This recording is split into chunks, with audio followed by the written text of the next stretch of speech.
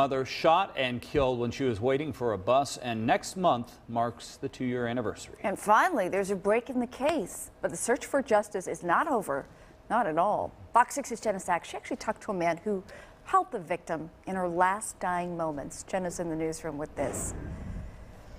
A man has finally been charged in the murder of Diamaris Gonzalez, but police say he didn't pull the trigger. And as far as we know, the man who did is still out there. We spoke with a close friend of the victim today who hopes this arrest means another is just around the corner.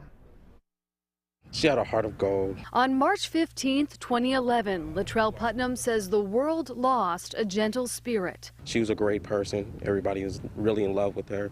She was an angel. 23-year-old Diamaris Gonzalez had just finished her shift at Lena's Food Market on North Holton. Putnam met her after her shift, and the two left to catch a bus. She was just standing around on the bus stop waiting for a bus just like everybody else, every other normal person. Putnam walked away for a moment. Then heard Gonzalez call to him, sounding scared. He immediately turned back and heard the gunshot. It was a very grieving day, hard for everyone around us, and if I could do things differently, we wouldn't be there at all. 21-year-old Joseph Williams is now charged with felony murder, but the criminal complaint says he wasn't the one who pulled the trigger. Williams allegedly told police he and another man were trying to rob Gonzalez. He says he stood by and watched as the other man demanded property from the victim and struggled with the victim as she resisted.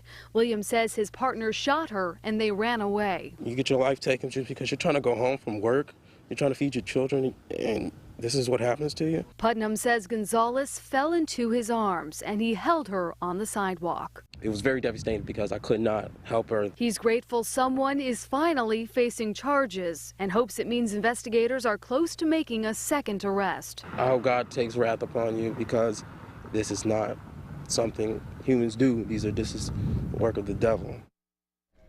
Gonzalez did have 2 young children. Putnam says as she was dying, he was wishing he knew how to do CPR so he could try to help her, and that motivated him to become a doctor. He's now in school pursuing a medical degree. Reporting live in the newsroom, Jenna Sachs, Fox 6 News. Wow, what a twist. Although really, realistically, was there anything anybody really could have done to save her, whether they knew CPR or not?